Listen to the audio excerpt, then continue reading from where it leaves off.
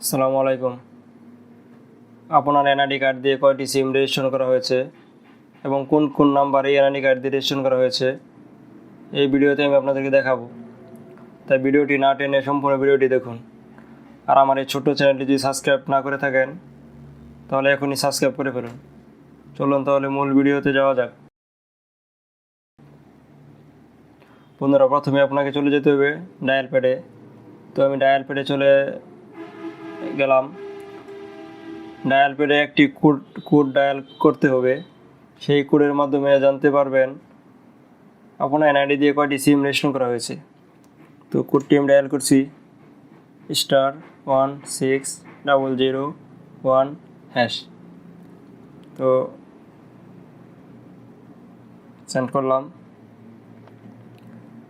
Please enter the last 4 digit of your NID. এখানে আপনার NID কার্ডের লাস্টের 4 ডিজিট দিতে হবে। তো আমি দিয়ে দিলাম আমারটা।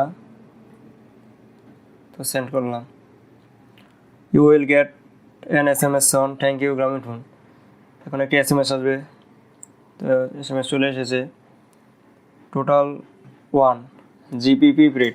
দেখতে পাচ্ছেন আমার এনআইডি কার্ড দিয়ে একটি গ্রামীণ সিম রেজিস্ট্রেশন করা আছে।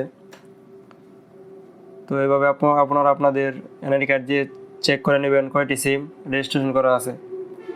কারণ আপনারা যখন সিম রেজিস্ট্রেশন করতে দোকানে যান তখন আমাদের কাছে যখন আঙুলের ফিঙ্গারপ্রিন্ট নেয় তখন দোকানদার অনেক সময় বলে যে ফিঙ্গারপ্রিন্ট হয় নাই, আবার দেন। তখন তাদের কাছে যে ফিঙ্গারপ্রিন্টগুলো অ্যাড থাকে তখন তাদের ইচ্ছা করলে 2টা সিম রেজিস্ট্রেশন করে নিতে পারে। তো আপনি যখন চেক দিয়ে দেখবেন যে আপনার এনআইডি কার্ড দিয়ে কয়টা সিম রেজিস্ট্রেশন করা আছে। যদি বেশি রেজিস্ট্রেশন করা থাকে তাহলে অবশ্যই নিকটস্থ যে সিম আছে সেই সিমের কাস্টমার কেয়ারে যোগাযোগ করবেন। সবাই এমন করে না, তারপর আপনার চেক দিয়ে দেখে নেবেন। তোমার ভিডিওটি যদি ভালো লাগে তাহলে লাইক দিন এবং কমেন্টস করে জানিয়ে দিন নিজের কমেন্ট বক্সে।